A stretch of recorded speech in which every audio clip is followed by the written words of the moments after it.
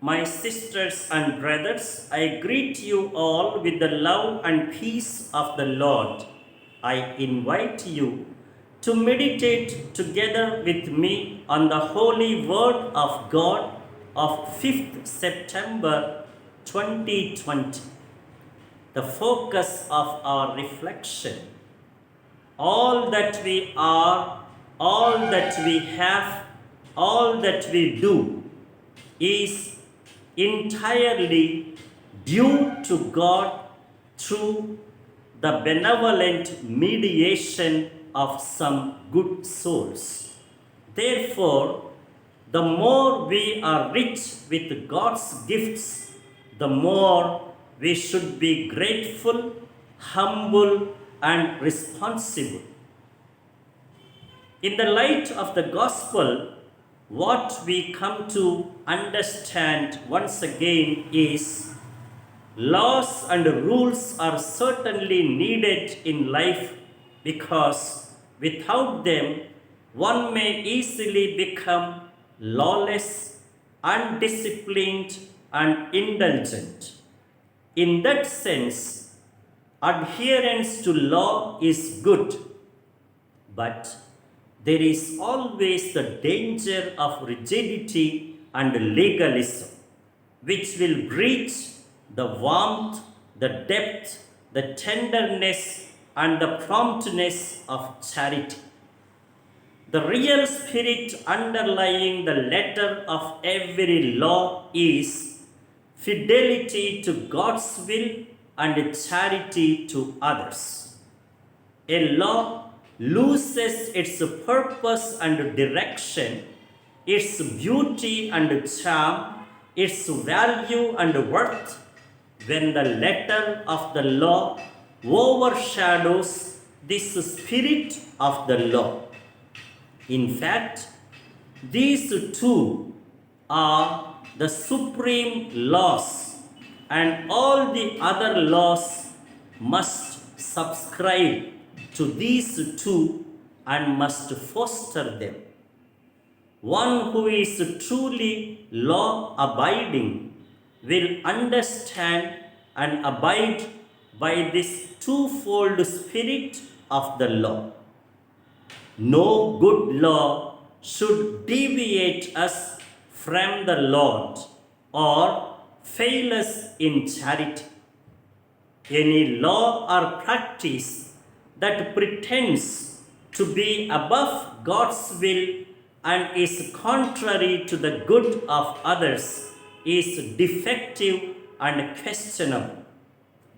One who fails in this spirit of fidelity to God's will and charity to others will fall into ingratitude and pride like the community at Corinth, as mentioned in the first reading, or will fall into hypocrisy, jealousy, and fault finding like the Pharisees and the scribes in the gospel. It would be wrong to interpret Jesus as if he disdains or minimizes rules and directives when he says Sabbath is made for man, or Son of Man is the Lord of Sabbath. What these affirmations denote is charity and good to others, primacy of God and obedience to Him. It is this spirit of fidelity to God and good that makes Paul and the other apostles living witnesses as in the first reading. They receive evil, but they do and return only good. They sacrifice so as to enrich others. What a providential coincidence it is that we celebrate today the Teacher's Day and Saint Mother Theresa's feast, to whom this theme fits so well. They sacrifice so much and give so much to others. They bear with so much evil but do immense good. In the teachers and Mother Theresa, what we see is a beautiful blend of divinity and humanity.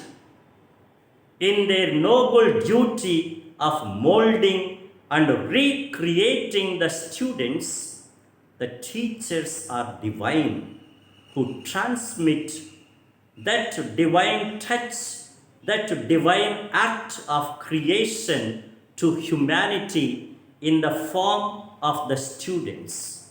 And in serving the humanity, especially the poor, the abandoned, and the suffering, Mother Teresa bears testimony to the love and passion for God.